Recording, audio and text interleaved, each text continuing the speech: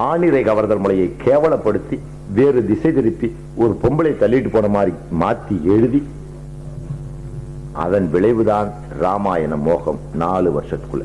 அதே நேரம் 2% உள்ள வைஷ்ணவர்கள் என்று சொல்லக்கூடிய விஷ்ணு பக்தர்கள், 98% இந்தியாவில் சிவபக்தர்கள், முருக பக்தர்கள், பெரும்பாலும் சிவபெருமானுடைய வழிபாடை உடையவர்கள். இந்த விஷ்ணுவின் அவதாரத்தை கொண்டு வந்து ஒரு ராமன் என்ற சக்கரவர்த்தியை இந்தியாவில் உள்ள 80 கோடி மக்களின் சாமியாக காட்ட முற்படுகிற பார்ப்பனர்களை பற்றி சிந்தித்துக் கொள்ளுங்கள். உன்னோட ஒரிஜினல் சாமி சிவபெருமான். அதனால சிவனடியார்களுக்கும் வைஷ்ணவர்களுக்கும் ஏற்பட்ட சண்டையில் இவன் கோயில் வேணாங்கிறான், அவன் கோயில் கட்டணுங்கிறான். ஏன்? விஷ்ணு கோயில் உண்டானா ராம விஷ்ணுவோட அவதாரம். சிவனடியார்களுக்கு ஆபத்து, சிவத்துரோகம், கொலநாசம். சிவலோகம் போக முடியாது, யமலோகத்துக்கு தான் போக முடியும். உடனே சில பாப்பானுங்க கோயில் வராங்க. 5 சங்கராச்சாரியாரும் ஒன்னா வரல.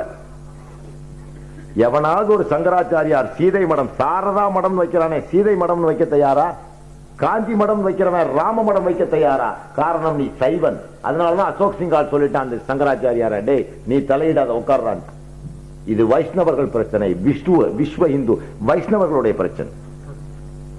2% பேருக்குள்ள ஒரு சாமியை கொண்டு வந்து இந்தியாவுக்கே அவதார புருஷன்னா, எவந்தார புருஷனா இருந்தா எங்களுக்கு என்னடா? இதெல்லாம் வேணான்னு சொல்லி we have liberated. அதிலிருந்து வெளியேறிய மக்கள் நாங்கள். படைப்புகளை வணங்காத மக்கள் முஸ்லிம்கள்.